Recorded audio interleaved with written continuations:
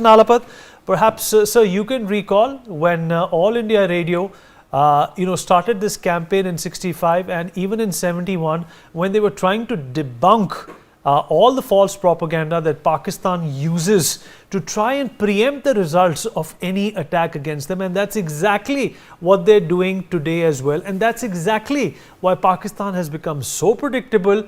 And it also explains a lot, sir, as to why they lost all 4 wars that they have fought against India.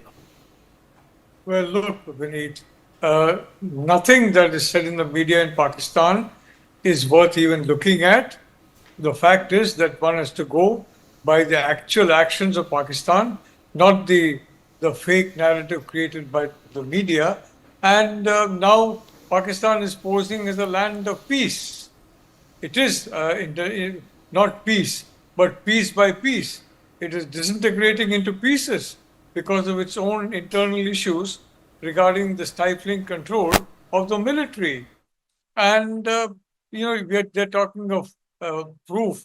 2611, in my view, we made a mistake because they wanted that proof only to identify sources of intel in their own area. And many of these people, whether they're correctly identified or not, they suffered the most horrible torture and execution. So the reality is that it is better not to provide anything to Pakistan, any kind of intel on any kind of issue, because all they want is to misuse it. And unfortunately, a terror state, and India will not help a terror state. Now, I want to say that in India, the government has taken very, very methodical steps. For example, the National Security Advisory Board has been reconstituted. That's very, very important. Alok Joshi, who is the Secretary R in the Cabinet Secretariat, has been made the chief of that very important advisory board, and he's an outstanding person. He's a risk taker and a gambler, but he's not reckless in any way.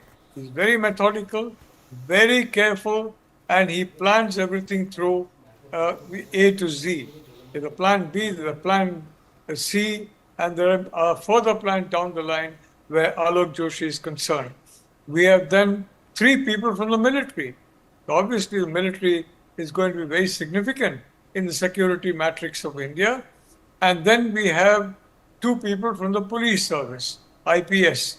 And of course, internal terrorism, external terrorism, it comes into India and it becomes so-called internal, but doesn't change the fact that it's actually externally sponsored. And then, you have 1 person for the foreign service. So essentially, diplomacy is fine, but what you need is, frankly, action. And diplomacy itself is strengthened by action. Now, I would like to say that the Prime Minister has done a very wise thing by giving a free hand to the military, the Army, Navy, and Air Force, to decide the timing, mode, location, target of attack. They are the experts, and they're the ones who should be, basically put in charge of the process of retribution. So that's a very, very wise decision taken by the Prime Minister Modi, and therefore it is the 3 service chiefs and the combined chiefs of staff. They are going to meet and they're going to decide the location, the targeting, and the extent and the timing of the attack.